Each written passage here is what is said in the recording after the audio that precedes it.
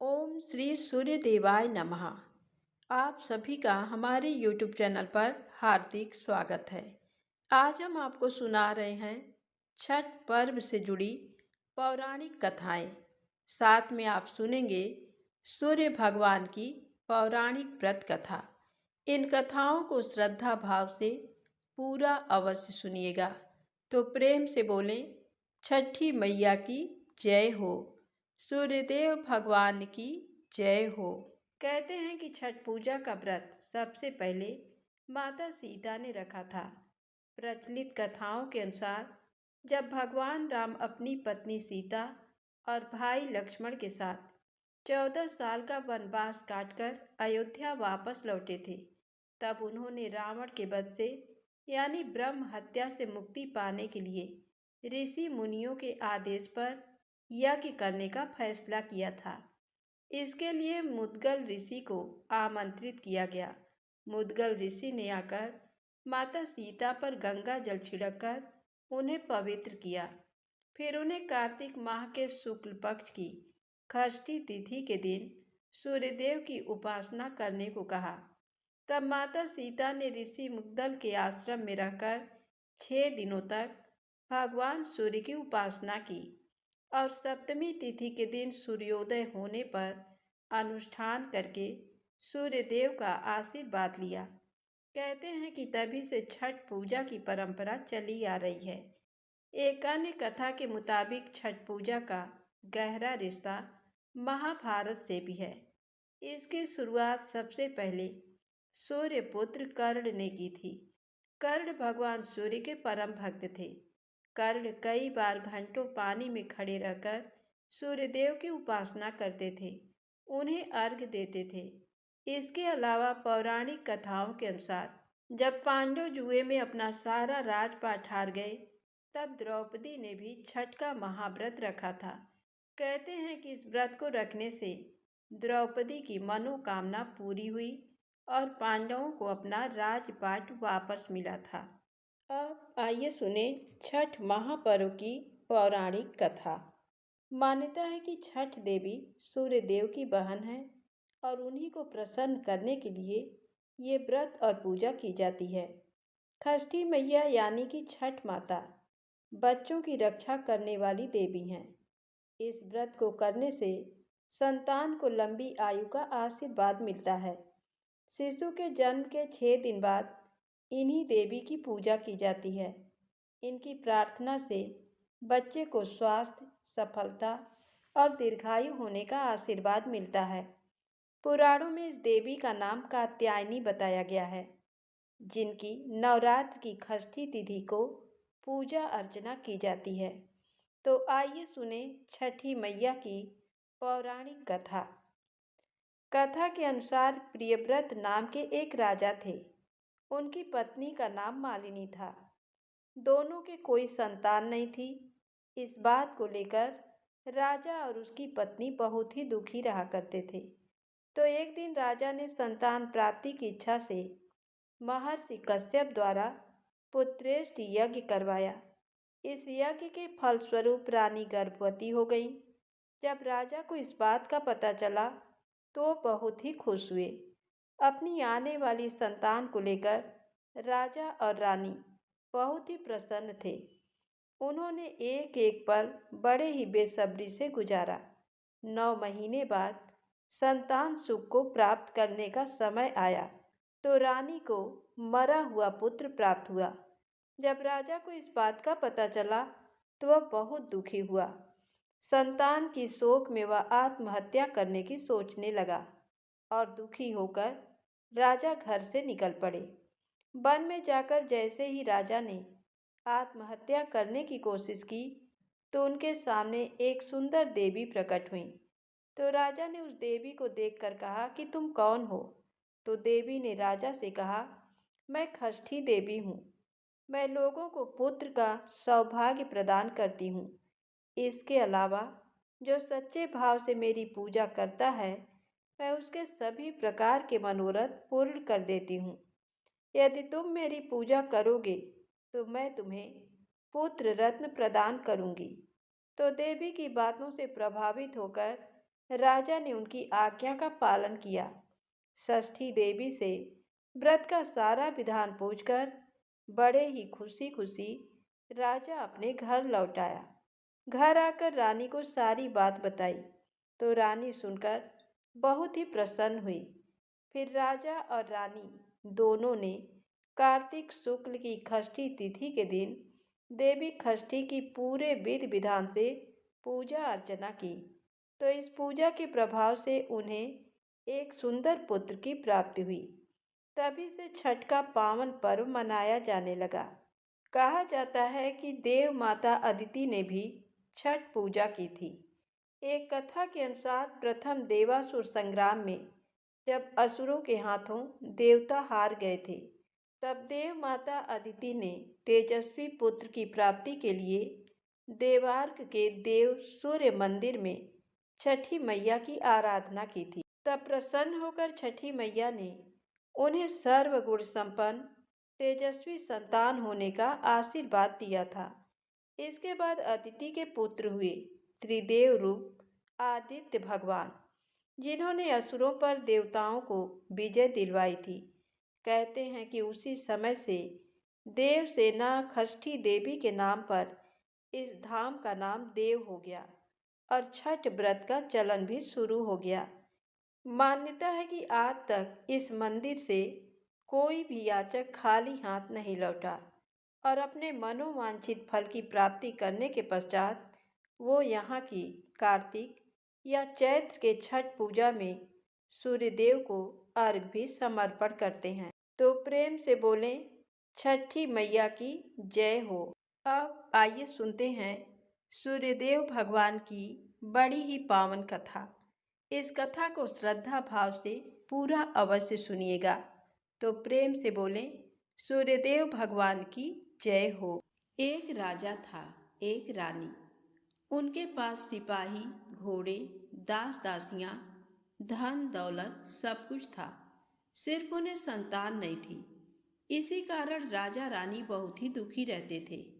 संतान प्राप्ति के लिए उन्होंने हर तरह का दान धर्म, धार्मिक अनुष्ठान, जप मंत्र, व्रत, पूजा पाठ किए, लेकिन कोई फायदा नहीं हुआ।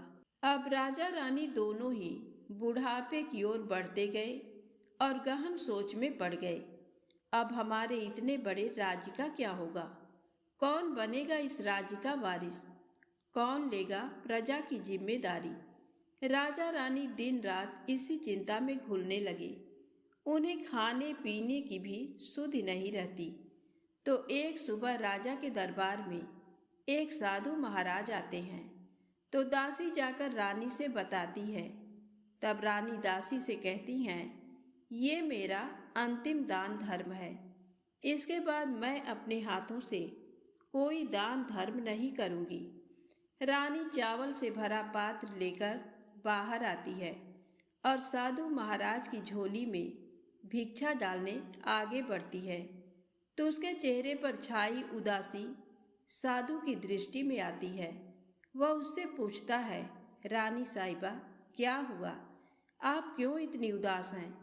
तब रानी साधु को सारी हकीकत बताती है और सिसकने लगती है। उस पर वह साधु महाराज कुछ पल गंभीर हो जाते हैं और कहते हैं, चिंता मत करना रानी साहिबा, आपकी संतान की इच्छा पूरी हो जाएगी। आपकी कोख से एक पुत्र जन्म लेगा, लेकिन मात्र वह 14 साल तक ही आप लोगों को मिलेगा। इसके आगे वह इस मृत्यु लोक में नहीं रह पाएगा। इससे बढ़कर आपको कुछ देना मेरे लिए संभव नहीं है। अपनी बात पूरी करके उसने अपनी झोली में हाथ डाला, थोड़ी सी भभूत निकालकर रानी को दी और कहा, आप और महाराज दोनों इसे बांटकर ग्रहण करना, तुम्हें जल्द ही पुत्र प्राप्ति होगी।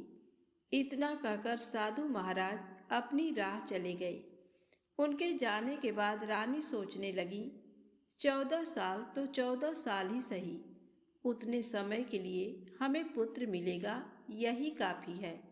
उतने साल तक मैं उसे जी जान से बड़ा करूँगी, उसे ढेर सारा प्यार दुलार दूंगी। अपनी संतान की मुराद पूरी करूंगी। उस रात अपना सारा राजकाज खत्म करके राजा जब रानी के महल में गए तो रानी ने राजा को सारी बात बताई और साधु महाराज की दी हुई भभूत राजा को दिखाकर बोली। साधु महाराज ने ये भभूत हम दोनों को ग्रहण करने को कहा है। तब राजा बोले, इतना दान धर्म किया, जब तब किया, कोई फल नहीं मिला। अब इस भभूत से हमें संतान प्राप्ति होगी क्या? उस पर रानी बोली, जब इतना सब कुछ किया तो अब ये भी सही, खामख्वाह उस साधु के क्रोध को क्यों बुलावा दें। राजा को अब किसी पर विश्वास नहीं था, लेकिन पत्नी को दुख न पहुँचे इसलिए वह राजी हो गए। राजा रानी दोनों नहाते धोते हैं, फिर अपने भगवान का नाम स्मरण करते हैं, अपने पुरखों को स्मरण करते हैं और उस साधु महाराज का नाम स्मरण करके वह भभूत बांट कर दोनों खाते हैं। उसके बाद दोनों निश्चिंत होकर सो जाते हैं। तो कुछ दिन गुजर जाते हैं और साधु द्वारा कहे अनुसार रानी गर्भवती हो जाती हैं। उस पर राजा रानी दोनों की खुशी गगन में नहीं समाती। राजा रानी से बोला, महारानी, सचमुच साधु महाराज की कृपा हो गई। तो 9 महीने 9 दिन और 9 घंटे पूरे होकर रानी ने एक सुंदर गोरे चिट्टे पुत्र को जन्म दिया। राजा ने बड़ी धूमधाम से पुत्र का नामकरण किया। सारे राज्य में 8 दिन तक अन्न संतर्पण रखा, उत्सव मनाया गया। अब पुत्र की कुंडली देखने के लिए राज्य के सबसे विद्वान पंडित जी को बुलाया। तो कुंडली देखकर पंडित जी बड़े चिंतित हो गए। कहने लगे, महाराज, हमारा राजपुत्र सिर्फ 14 साल तक हमारे पास रहेगा। राजा को इस बात की भनक थी ही, रानी को भी साधु महाराज की बात याद थी। दोनों चुप रह जाते हैं। उसके बाद राजा और रानी बड़े प्यार दुलार से बेटे की परवरिश करते हैं, उसकी हर इच्छा पूरी करते हैं। थोड़े समय के लिए ही सही, भगवान ने संतान की अपनी मुराद पूरी कर दी। इससे वे समाधान मानते हैं। राजपुत्र दिन प्रतिदिन बड़ा होता है। जब वह 7 साल का हो जाता है तो राजा एक अच्छे गुरु की नियुक्ति करके उसे पढ़ाई लिखाई, राजशास्त्र, शस्त्र विद्या, घुड़सवारी इत्यादि 12 विद्याओं का शिक्षण देते हैं। जब वह सब शास्त्र विद्या में पारंगत हो जाता है और 12 साल की उम्र का हो जाता है, तब एक अच्छी सी राजकन्या खोजकर उसकी शादी कर देते हैं। तो 2 और साल बीत जाते हैं। बेटा 14 साल का हो जाता है। एक दिन राजपुत्र राजा से बोलता है, पिताजी, मैं अपना सारा राज्य घूमकर देखना चाहता हूँ। आज तक मैंने सिर्फ इस रजवाड़े के अतिरिक्त कुछ नहीं देखा है। बेटे की बात सुनकर राजा चिंतित हो जाता है, क्योंकि पुत्र को 14वां साल शुरू हुआ था। अब कोई अनहोनी होने का वक्त नज़दीक आ पहुंचा था, लेकिन राजा ये सब बातें पुत्र को बता नहीं सकता था। वह क्या करता है कि चेहरे पर खुशी लाकर बेटे से कहता है, हाँ हाँ, जरूर जाओ बेटा, तुम्हें अपना सारा राज्य घूम कर देखना चाहिए। कहाँ क्या है ये सब जानना चाहिए। कल मेरे बाद तुम्ही को तो राजा बनना है। मात्र एक बात का ध्यान रखें, तुम जहाँ जा रहे हो, क्या कर रहे हो, ये बात अपनी पत्नी को नहीं बताना। पुत्र कहता है, ठीक है पिताजी, आपने जो कहा है मैं वैसा ही करूँगा। राजपुत्र दिन भर अपनी पत्नी के साथ मौज मस्ती करता है, खुशियाँ मनाता है और रात को ठीक 12 बजे बिस्तर से उठकर बाहर चला जाता है। फिर पौ फटने से पहले वापस अपने महल में आकर सो जाता है। ऐसे बहुत दिनों तक चलता रहा। अब पुत्र का 14वां साल खत्म होने में कुछ दिन ही बाकी रहते हैं। इतने में उसकी पत्नी यानी छोटी रानी रात में जाग जाती हैं। वह देखती हैं कि बिस्तर पर राजपुत्र नहीं है। वह महल में सब जगह देखती हैं तो राजपुत्र कहीं भी नजर नहीं आता। तो वह क्या करेगी, किससे कहेगी? वह चुपचाप रहती है। फिर भोर होने पर वह देखती है कि उसका पति अपनी जगह सोया हुआ है। वह पति से कुछ नहीं पूछती, लेकिन दूसरी रात भी वैसे ही होता है। तीसरी रात, चौथी रात, ऐसे बहुत दिन तक चलता है। रानी बहुत ही चिंतित हो जाती है। पति रात को जाता कहाँ है, किससे मिलने जाता है? उसके मन में ढेर सारे सवाल उठते हैं, लेकिन उसे पूछने में डर लगता है। शायद पति गुस्सा कर बैठे। सास ससुर से पूछने के बारे में सोचा तो उसकी कुल मर्यादा बीच में आ जाती थी। तो इस तरह मन ही मन वह कुढ़ती रहती थी। इस हालत में उसे खाने पीने में दिलचस्पी नहीं होती। वह दुबली पतली हो जाती है। तो उस राज्य में फूल बेचने वाली एक बूढ़ी मालिन थी। वह हमेशा छोटी रानी को फूल देने उसके महल में आती थी। उस बुढ़िया का ध्यान छोटी रानी पर जाता है। वह उससे पूछती है, बेटी, तुम्हें किस बात का दुख है? तुम इस तरह सूखकर कांटा क्यों बनी हो? उस पर रानी कहती है, क्या बताऊं तुम्हें अम्मा, तुम्हारा राजपुत्र हर रात बिस्तर पर से उठकर कहीं चला जाता है और सुबह भोर होते ही वापस आकर सोता है। वह कहाँ जाता है? प्रेमिका से मिलने जाता है क्या? ये सोच सोचकर मैं अन्न जल ग्रहण नहीं कर पाती और सूख सूख कर इस तरह कांटा बन गई हूँ। बुढ़िया सब बात सुनकर उसे एक उपाय बताती है। तो बेटी, ऐसा करना, आज रात तुम सोना मत। उसके पीछे जाकर देखना कि वह कहाँ जाता है, क्या करता है। उसकी अच्छी तरह से पहरेदारी करना। पर मुझे नींद आ गई तो? तुम्हें नींद ना आए, इसलिए एक काम करना, अपने बाएं हाथ की उंगली में एक जख्म करना, उस पर थोड़ी सी मिर्च छिड़कना। उससे तुम्हें बड़ी जलन होगी और उस पीड़ा से तुम्हें रात भर नींद नहीं आएगी। रानी बुढ़िया के कहे अनुसार करती हैं। उंगली की जलन से उसे बड़ी देर तक नींद नहीं आती, लेकिन बाद में वह सो जाती है। दूसरे दिन सुबह बुढ़िया फूल लेकर उसके महल में पहुंचती है और पूछती है, क्या हुआ बेटी, देख पाई? पति कहाँ जाता है? रानी कहती है, नहीं अम्मा, पहले कुछ समय जलन के कारण मुझे नींद नहीं आई, पर कुछ देर पश्चात मैं सो गई। बुढ़िया कहती है, कोई बात नहीं, आज तुम उंगली पर पहले से थोड़ा बड़ा जख्म करना और ज़्यादा मिर्च लगाना। तो रानी वैसे ही करती है, परंतु वह सिर्फ पति के बिस्तर से उठकर बाहर निकलते वक्त तक जाग पाई। वह उसके पीछे नहीं जा सकी, क्योंकि उसकी आंखें उस समय तक मूंद गई थी। दूसरे दिन सुबह बुढ़िया आती है तो उसने पूछने से पहले ही रानी रो कर कहती है, अम्मा, मैं आज भी उनकी पहरेदारी ठीक तरह नहीं कर पाई। बुढ़िया कहती है, रोना नहीं बेटी, सब कुछ ठीक हो जाएगा। तुम आज रात जख्म और बड़ा करना और उस पर ज़्यादा मिर्च छिड़कना और एक काम करना, वह जब जाने के लिए निकलता है तो उसका रास्ता रोकना। बुढ़िया ने जैसा बताया रानी वैसा ही करती है। आज रात उसे नींद नहीं आती। पति रात 12 बजे बिस्तर से उठकर जब महल से निकलने के लिए चलने लगता है तो वह बुढ़िया ने जैसे बताया वैसे ही करती है। दौड़ कर जाकर पति का रास्ता रोकती है और कहती है, कहाँ जा रहे हो? किससे मिलने जा रहे हो? मुझे बताओ। राजपुत्र उसे समझाने की बहुत कोशिश करता है।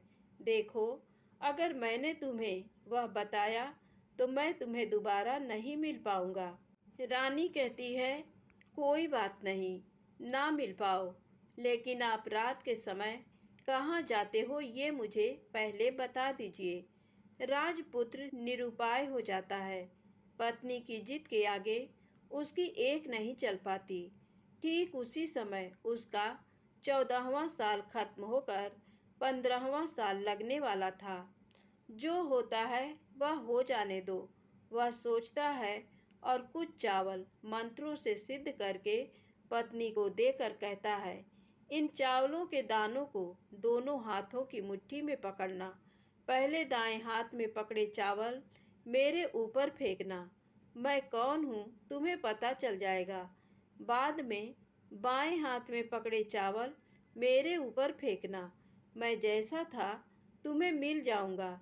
लेकिन यदि तुम बाएं हाथ के चावल मेरे ऊपर फेंकना भूल गई तो मैं तुम्हें कभी नहीं मिल पाऊंगा। रानी ने कहा, नहीं भूलूंगी। रानी बड़े आत्मविश्वास के साथ कहकर दाएं हाथ में पकड़े चावल पति के ऊपर फेंक देती है तो राजपुत्र एकदम एक विशाल घोड़ा बन जाता है। एकदम उम्दा, सफेद, गर्दन पर लंबी अयाल। देखते देखते वह तेजी से दौड़ने लगता है। रानी उस घोड़े को एकदम भौचक्की होकर देखने लगती है और पति ने बाएं हाथ के चावल फेंकने की जो बात कही थी वह भूल जाती है। उसकी आंखों के सामने घोड़ा महल से बाहर निकलकर चला जाता है। घोड़ा जो महल से बाहर जाता है तो वापस नहीं आता। अब रानी को बड़ा पश्चाताप होता है। वह स्वयं को कोसने लगती है, लेकिन अब उसका कोई फायदा नहीं होने वाला था। राजपुत्र अब वापस नहीं आने वाला था। सुबह होते ही महाराजा महारानी को सब बात पता चलती है। उन्हें बहुत दुख होता है। वे बिस्तर पकड़ते हैं और राह देखते हैं कि एक दिन उनका बेटा वापस आ जाए। इस तरह 1 महीना गुजरता है, 2 महीने गुजरते हैं, 3 महीने गुजरते हैं, आखिर 6 महीने पूरे होते हैं। राजपुत्र का कोई अता पता नहीं लगता। प्रधान राजपुत्र को ढूंढने के लिए राज्य के गांव-गांव सिपाही भेजता है, लेकिन उन्हें कोई सफलता नहीं मिलती। इधर रानी अपनी हठ के कारण पति गायब हो गया ये सोचकर स्वयं को मन ही मन कोसती हैं और प्रण लेती हैं कि कुछ भी करके पति को ढूंढ लाएंगी और उसे वापस घर लेकर आएंगी। एक दिन वह सुबह उठकर सास ससुर के महल में जाती हैं और कहती है कि मैं अपने पति की खोज में जा रही हूँ। महाराजा महारानी को और क्या चाहिए था, कुछ भी करके उनका बेटा उन्हें वापस मिलना चाहिए था। वे बहू को जाने की अनुमति देकर कहने लगे, बेटी तुम्हें जो चाहे वह करो, जहाँ जाना है वहाँ जाओ, लेकिन हमारे बेटे को वापस लेकर आओ। अब रानी अपना शाही वेश बदलकर एक सेठानी बन जाती है। कुछ दास दासियों को, कुछ नौकरों को साथ ले लिया, कुछ सामान साथ लिया और राज्य की सीमा पर जाकर वहाँ एक भोजनालय खोल दिया। वहाँ आने वाले सब यात्रियों को खाना मुफ्त में देने लगी। मात्र एक शर्त रखी कि खाने वाले को उसकी देखी कोई अजीब चीज उसकी मालकिन को यानी राजकन्या को बतानी पड़ेगी। तो वहाँ आने वाला हर नागरिक अपनी तरफ से मैंने ये देखा, मैंने वह देखा कहकर वहाँ से मुफ्त खाना खाकर जाता था। परंतु रानी को जो बात चाहिए थी वह अब तक मिली नहीं थी। ऐसे ही कुछ दिन बीत गए तो इधर क्या होता है कि रानी के महल में फूल लेकर जाने वाली बुढ़िया के एक बेटा और बहू थे। उनका एक छोटा बेटा था, यानी बुढ़िया का एक पोता था। तो बेटा और बहू सुबह काम के लिए निकलते थे तो पोते को संभालने की जिम्मेदारी बुढ़िया पर रहती थी। बुढ़िया दिन भर पोते को संभालती थी। एक दिन बुढ़िया को पान खाने की आदत थी तो पान लगाने के लिए चूना चाहिए था। वह उसे तैयार करने के लिए सीपियाँ लेकर आई। इन सीपियों को भूनने के लिए गोबर के कंडे चाहिए थे। कंडे इकट्ठा करने के लिए वह बांस की टोकरी लेकर चरवाहे के मैदान में गई। वहाँ बहुत सारे कंडे थे। उन्हें जमा करते करते उसे घर आने में अंधेरा हो गया। इस ओर शाम होते ही काम से वापस बेटा बहू घर पहुँचे तो देखा कि बच्चा घर पर अकेला है और रो रहा है। वे दोनों गुस्से से लाल पीले हो गए। इतने में बुढ़िया घर आ पहुंची। बेटा ने पूछा, पोते को घर अकेला छोड़कर कहाँ गई थी? बुढ़िया बताने लगी कि मैं गोबर के कंडे इकट्ठे करने गई थी। इस पर बेटा बोला, दोबारा बच्चे को अकेला घर पर छोड़कर यदि कहीं गई तो मैं तुम्हें बहुत पीटूंगा। बुढ़िया कहने लगी, नहीं बेटा, फिर कभी ऐसा नहीं करूंगी। लेकिन दूसरे ही दिन बुढ़िया वह बात भूल गई और फिर चरवाहे के मैदान पर कंडे इकट्ठा करने चली गई। शाम को जब बेटा बहू काम से वापस लौटे तो देखते हैं कि बच्चा घर पर अकेला है और रो रहा है। अब उसके बेटे की सहन शक्ति खत्म होने लगी और बुढ़िया के वापस आने पर उसे घर से निकाल दिया। बुढ़िया रात भर घर के बाहर अंधेरे में बैठी रही और सुबह होते ही हाथ में टोकरी लेकर कंडे इकट्ठा करने के लिए निकल गई। उस दिन उस पर कंडे इकट्ठा करने का मानो पागलपन सवार था। कंडे इकट्ठा करते करते कब अंधेरा छा गया उसे मालूम ही नहीं चला। उसे जब ध्यान आया तो गांव का रास्ता भी ठीक तरह से दिखाई नहीं दे रहा था। वह अंधेरे में आंखें फाड़कर देखती देखती किसी तरह आगे निकल पड़ी तो होता क्या है कि एक कपिला गाय छन छन की आवाज करते, गले की घंटी बजाते ठुमक कर उस मैदान पर आ गई। उसे देखकर बुढ़िया सोचने लगी कि इस गाय के पीछे पीछे जाऊंगी तो गांव तक पहुंच जाऊंगी। तब बुढ़िया उसके पीछे पीछे जाने लगी। वह गाय क्या करती है कि उस मैदान से लेकर एक एक करके 6 मैदान पार करती है। आखिर में वह 7वें मैदान पर पहुंचती है तो वहाँ क्या होता है कि उस मैदान पर एक बड़ा सा पत्थर है। गाय जाकर उस पत्थर को अपना सींग मारती है। सींग मारा तो वह पत्थर दूर हट गया और पाताल में नीचे जाने की सीढ़ियाँ दिखाई देने लगी। तब वह गाय उन सीढ़ियों से नीचे जाने लगी। बुढ़िया वह सब देखती रही और झट जाकर गाय की पूंछ को पकड़ लिया। पूंछ पकड़कर वह गाय के साथ नीचे पाताल में पहुंच गए। पाताल में पहुंचते ही तुरंत गाय की पूंछ छोड़ दी और इधर उधर देखने लगी। वहीं से बुढ़िया ने देखा कि पाताल में सब जगह जगमगाहट है। दिया दीप जलते हैं और तेज रोशनी गाय के ऊपर पड़ती है और वहाँ अद्भुत घटनाएं घटने लगीं। गाय के नीचे जाते ही उसके गले में अपने आप सांकल पड़ गई और छम छम करके कोई दुधाड़ी में गाय का दूध दूहने लगी। लेकिन जो भी कोई वह कर रहा है वह मात्र दिखाई नहीं दे रहा। बुढ़िया बहुत घबरा गई, कहाँ आकर फंस गई वह सोचने लगी और यहाँ वहाँ छिपने के लिए जगह ढूंढने लगी। लेकिन उसे कहीं भी जगह नहीं मिली। हर जगह उजाला ही उजाला था। तो वह यूं एक कोनों में खड़ी रह गई और जो कुछ सामने हो रहा था उसे चुपचाप देखने लगी। कुछ पल के बाद वहां झट से एक उम्दा सफ़ेद घोड़ा आया। वहां 2 कुंड थे। उसमें से एक कुंड में उस घोड़े ने छलांग लगाई और ऊपर आ गया। अब उसे राजपुत्र का रूप प्राप्त हो गया। राजपुत्र बनने के बाद उसने दूसरे कुंड के पानी में स्नान किया। वहां रखे नए कपड़े पहने हैं। नज़दीक ही एक सुंदर पलंग था। उस पर आकर वह बैठ गया। उसके सामने अपने आप 5 पकवानों की थाली आ गई। दूध की एक प्याली आ गई। पान सुपारी आ गए। उसके सामने एक दिया जलता रहा। राजपुत्र ने खाना खाया, दूध पिया, पान सुपारी खाया और बिस्तर पर लेट जाने से पहले सूर्य देव का स्मरण करके सामने जलते दिए से पूछा, दिए दिए दीपंकर, मेरे माता पिता क्या कर रहे हैं? दिया बताने लगा, बेटे के शोक में डूबे हैं। राज्य कौन संभाल रहा है? राज्य प्रधान संभालता है।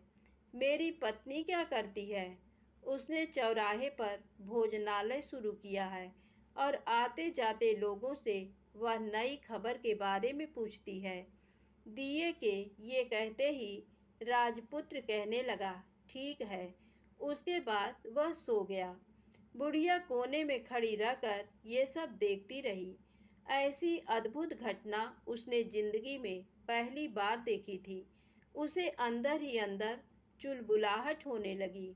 वह अपनी भूख प्यास भूल गई और आगे क्या होता है कि उसे उत्सुकता से देखने लगती है। लेकिन उसके बाद और कुछ घटनाएं नहीं घटती। रात गुजर गई और सुबह हो गई। सुबह होने पर पलंग पर सोया राजपुत्र उठा और फिर से पहले वाले कुंड में छलांग लगाई, तो अब वह फिर से घोड़ा बनकर कुंड से बाहर आ गया। बाहर आते ही वह तेजी से उस पाताल नगरी से बाहर निकल गया। लेकिन वह कहाँ गया, बुढ़िया को कुछ पता नहीं चला। उसके बाद पिछली रात की तरह कोई उस गाय का छम छम करके दूध दोहने लगा। जैसे ही दूध दुहाना खत्म हुआ, उसके गले की सांकल अपने आप खुल गई और वह गाय तेजी से ऊपर जाने वाली सीढ़ियां की ओर भागने लगी। गाय को दौड़ते देखकर बुढ़िया सोचने लगी, अब गाय के साथ यहाँ से ऊपर जाना ही समझदारी है, नहीं तो कोई मुसीबत आकर मेरे ऊपर टपक जाएगी। झट से उसने गाय की पूंछ पकड़ ली और गाय के साथ ऊपर आ गई। गाय जब ऊपर मैदान में पहुंची तो उस सुरंग का रास्ता अपने आप बंद हो गया और उसके मुंह पर एक बड़ा सा पत्थर पूर्ववत खड़ा हो गया। ऊपर आकर वह गाय जंगल की ओर निकल गई। इधर बुढ़िया एकदम बावली सी हो गई। उसने पाताल नगरी में जो कुछ देखा वह जल्द से जल्द किसी को बताने के लिए उतावली हो उठी। उसे एकदम याद आया कि नगर की सीमा पर कोई औरत भोजनालय चलाती है और नई बात बताने वाले को अच्छा खाना पीना मुफ्त में देती है। वह सोचने लगी कि क्यों न मैं ये बात उस औरत को जाकर बताऊं। यदि उसे ये बात पसंद आ गई तो बाकी जीवन खाने पीने की झंझट से मुक्ति मिलेगी। बुढ़िया ने मन में तय किया और तुरंत उस भोजनालय के द्वार पर टंगे नगाड़े के सामने खड़ी हो गई और जोर जोर से नगाड़ा बजाना शुरू कर दिया। नगाड़े का इस तरह शोर सुनकर मालकिन यानी छोटी रानी मन में प्रसन्न हो जाती हैं कि शायद कोई बड़ी बात लेकर यहाँ आया है। रानी सिपाहियों को आदेश देती है, जाइए और जो कोई आया है उसकी अच्छी खातिरदारी कीजिए। आदेश पाते ही सिपाही नीचे दौड़ गए तो एक बुढ़िया नगाड़ा बजा रही है। उन्होंने पूछा, क्यों री बुढ़िया, क्या हुआ, क्यों नगाड़ा बजा रही हो? बुढ़िया बोली, कुछ नहीं बेटा, यहाँ खाना मिलता है ना, इसलिए आई हूँ। खाना चाहिए, मिलेगा, लेकिन तुझे कोई नई बात बतानी पड़ेगी। हाँ बताऊंगी, एक बात मालूम है मुझे। इस पर सिपाही उसे अंदर लेकर आए। उनको मालकिन का आदेश था कि जो कोई बूढ़ा बुजुर्ग वहाँ आए उनके साथ अच्छी तरह पेश आना, उनका अच्छा आदर आतिथ्य करना।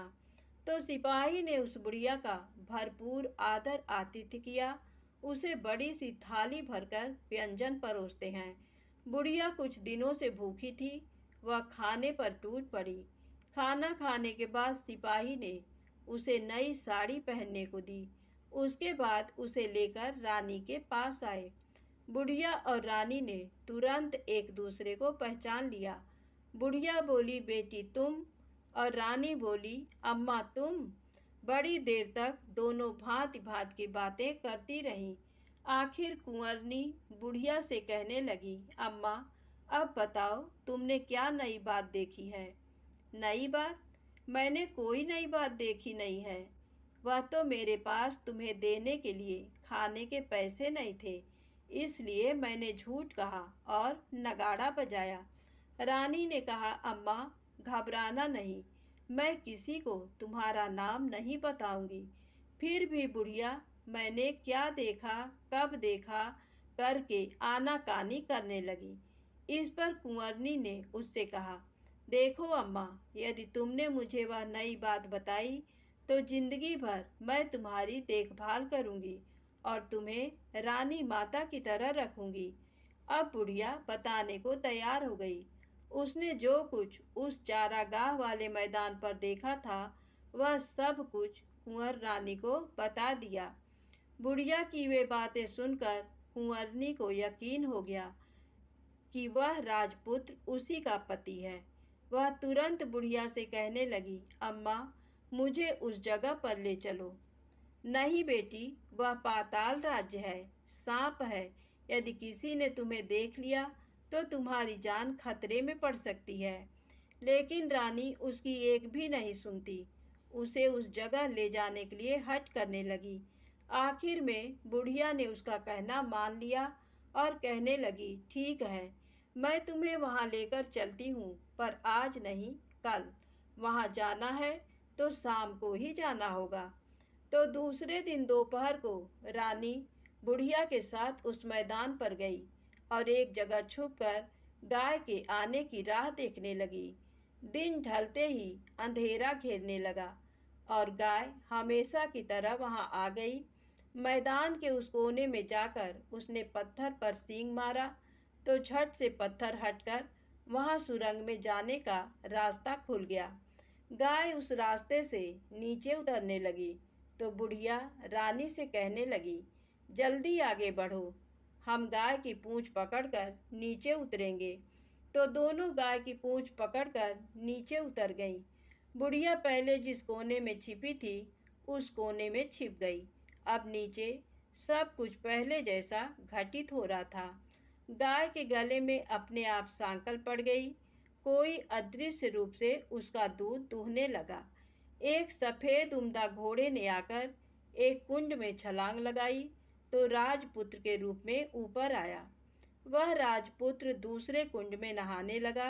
बाद में उसके सामने खाने की थाली आ गई, दूध की प्याली आ गई, पान बीड़ा आ गया।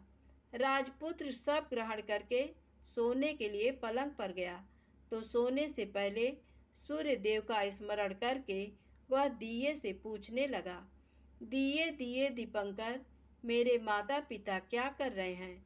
तो दिया कुछ जवाब नहीं देता, बल्कि वह बुझने लगता है। तब राजपुत्र को कुछ अघटित हुआ है इसका संदेह हो गया है। वह उदास हो गया और जो कुछ हुआ है वह हो जाने दो ऐसा सोचकर सोने के लिए बिस्तर पर लेट गया। अब रानी का संयम छूट गया। वह दौड़कर पति के पास गई और उसके पैर पकड़ने के लिए आगे बढ़ने लगी। राजपुत्र तुरंत ही पत्नी को पहचान गया। वह झट से पीछे हट गया और चिल्लाने लगा, नहीं नहीं, मुझे मत छूना, सर्वनाश हो जाएगा। रानी दोनों हाथ जोड़कर पति से अपनी भूल स्वीकार करने लगी। स्वामी, मुझसे भूल हो गई। मुझे आपसे नहीं पूछना चाहिए था कि आप रात को कहाँ जाते हो। मैं अपनी भूल स्वीकार करती हूँ। मुझे मेरी भूल की सजा मिल गई है। अब आप घर चलें। आपके वियोग में आपके माता पिता ने बिस्तर पकड़ लिया। आपकी प्रजा भी बहुत दुखी है। उस पर राजपुत्र कहने लगा, वही तो एक बार तुम गलती कर बैठी हो, अब दोबारा मत करना, नहीं तो अब मैं तुम्हें जो दिख रहा हूँ वो अभी नहीं दिखूंगा। रानी अब विलाप करने लगी, जोर जोर से जमीन पर सिर पटकने लगी। राजपुत्र के मन में उसके प्रति दया उत्पन्न हो गई। वह उससे कहने लगा, यदि तुम मुझे पाना चाहती हो तो तुम्हें एक काम करना होगा। काम कठिन है, लेकिन वह तुम्हें अकेले करना होगा। रानी ने कहा, कहो स्वामी, कितना भी कठिन काम हो मैं वह पूर्ण करूंगी। रानी कहने लगी। इस पर राजपुत्र ने उसे बताया, इस पाताल से ऊपर जाते ही तुम्हें एक घना जंगल नजर आएगा। ऐसे 6 जंगल पार करने के पश्चात 7वां जंगल मिलेगा। वह जंगल सबसे घना है। उस जंगल में बीचों बीच एक पीपल का पेड़ है। उसके आसपास की जगह पत्ते, फंदे, जटाएं, कांटे इत्यादि से ढक चुकी हैं। वहाँ बाघ, शेर, भालू, सांप सभी धमा चौकड़ी बैठती है। तुम्हें उन सबको भगाकर वह जगह साफ करनी है उसको गोबर से लिपाई करके पवित्र बनाना है, रंगोली से सजाना है। उसके बाद वहाँ धूप कपूर अगरबत्ती जलानी है, फूल कुमकुम से पेड़ की तने की पूजा करनी है, दूध दही से बने चावल का भोग चढ़ाना है। ये सब तुम्हें दोपहर को 12 बजने के पहले करना है। 12 बजने के समय तुम्हें उस जगह पर बैठकर सूर्य भगवान का ध्यान करना है। ठीक 12 बजे सूर्य भगवान का रथ वहाँ उतरेगा। वे वह सब देखकर खुश हो जाएंगे और कहेंगे, जिस किसी ने ये सब किया है उसे मैं मनचाहा फल दूंगा। तो तुम सामने जाकर उसके रथ का दाहिना घोड़ा मांगना, मैं तुम्हें मिल जाऊंगा। इतनी बात कहकर राजपुत्र अपने पलंग पर सो गया और छोटी रानी भोर होने की राह देखने लगी। भोर होते ही वह बुढ़िया के साथ गाय की पूंछ पकड़कर ऊपर आ गई। ऊपर आने के बाद वह बुढ़िया से कहने लगी, अम्मा, अब मैं अकेले ही आगे जाऊंगी, तुम भोजनालय वापस जाओ। वह जंगल में जाकर राजपुत्र की बताई जगह ढूंढने लगी और स्वयं आरी से वह जगह साफ कर दी। बाद में राजपुत्र ने जैसे बताया वैसी लिपाई पुताई करके वापस आ गई। दूसरे दिन पौ फटने से पहले उठी और जंगल में उस जगह पहुंची। वहां जाकर इत्र गुलाब का पानी छिड़क कर वह जगह सुगंधित की, धूप अगरबत्ती जलाकर उसे पवित्र किया और पूजा की। सब सामग्री वहां तैयार रखकर सूर्य भगवान का ध्यान करने बैठ गई। जैसा कि पति ने बताया था, दोपहर को ठीक 12 बजे सूर्य भगवान का रथ उस पीपल के पेड़ पर आकर रुका है। सूर्य भगवान ने जब रथ से नीचे देखा तो सुगंधित वातावरण देखकर वे बहुत प्रसन्न हो गए। फिर वे बोले, जिस किसी ने ये काम किया है वह यहाँ आकर आज मुझसे कुछ भी मांगे, मैं उसे दे दूंगा। रानी ने जब ये शब्द सुने तो बिना समय गंवाए दौड़कर उनके सामने आ गई और उनको साष्टांग नमस्कार करके बोली, भगवान, वह मैं ही हूँ, मैंने ही ये जगह साफ की है। अच्छा, तो तुम्हें जो चाहिए वह मांगो। भगवान, मुझे मुझे आपके रथ का दाहिना घोड़ा चाहिए।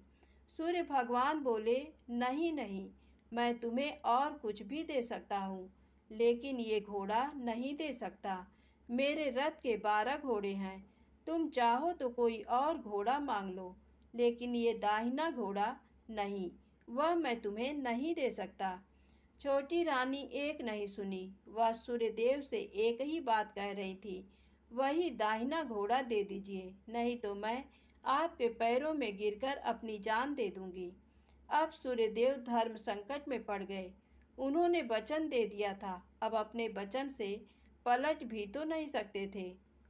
तब सूरज भगवान ने बोला, मैंने तुम्हें घोड़ा दे दिया, लेकिन घोड़ा तो दिया है, वह तुम्हें यहाँ नहीं मिलेगा, तुम्हें उसे पाताल में जाकर लाना होगा। रानी बोली, पाताल में ही क्या भगवान, मैं उन्हें पाने के लिए कहीं भी जा सकती हूँ।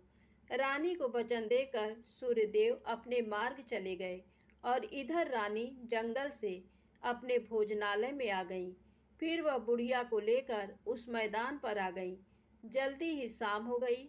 शाम होते ही वहाँ वह गाय आ गई और उसने सींग मारकर सुरंग का पत्थर हटाया तथा नीचे उतरने लगी। रानी और बुढ़िया जल्दी जल्दी उसकी पूंछ पकड़कर नीचे उतर गईं। नीचे पाताल में सब घटनाएं पहले की तरह ही घटने लगीं। घोड़े का एक कुंड में नहाकर राजपुत्र बन जाना, नहा धोकर पलंग पर जाकर बैठना, तो उसे खाने की थाली, दूध की प्याली आना, पान बीड़ा आना। लेकिन आज एक बात नई घटी। आज 2-2 थाली, 2-2 दूध की प्याली, 2-2 पान बीड़े उसके सामने आए।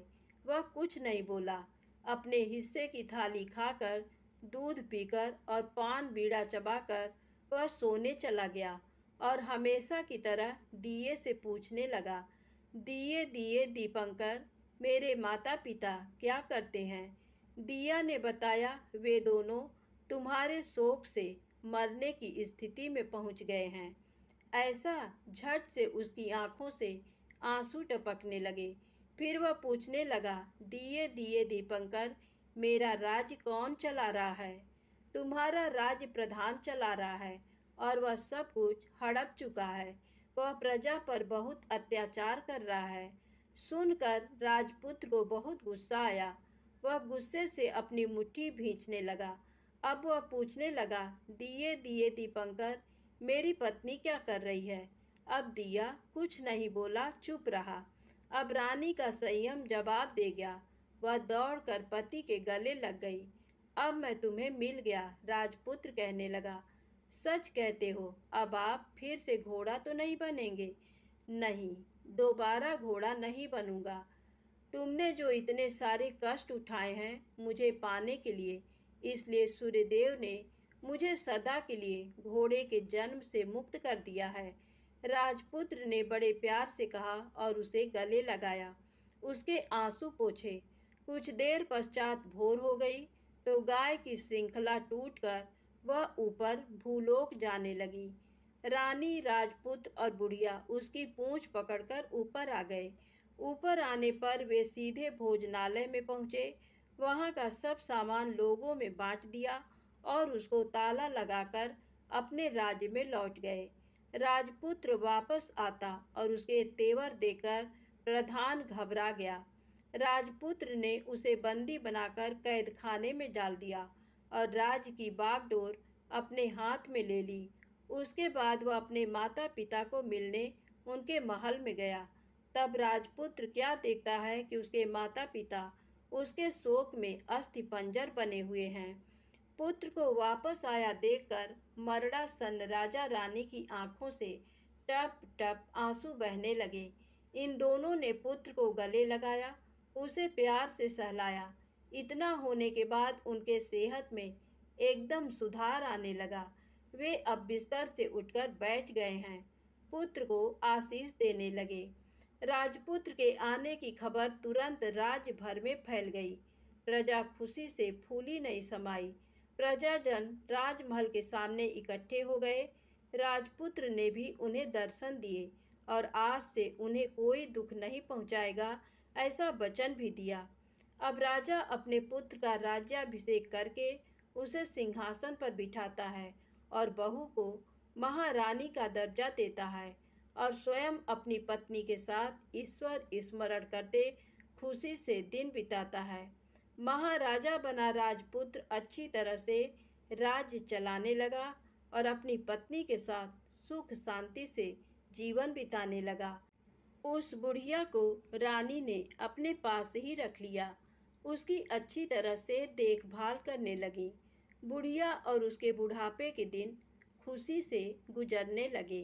प्रेम से बोले, सूरज भगवान की जय हो।